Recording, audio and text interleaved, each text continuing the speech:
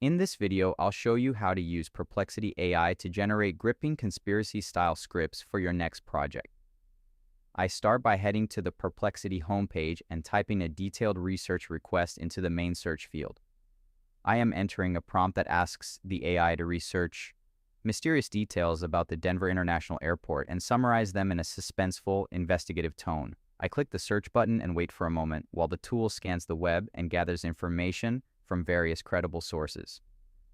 The AI highlights the apocalyptic themes in the airport's murals, the mystery of the New World Airport Commission plaque, and the eerie layout of the runways. These details are presented with a dramatic flair that provides the perfect foundation for a conspiracy-themed documentary. To take this a step further, I move down to the follow-up bar to generate a specific script for a different topic. I type in a prompt asking for a 60-second opening monologue about the dead internet theory, making sure to specify a fast-paced and dramatic style.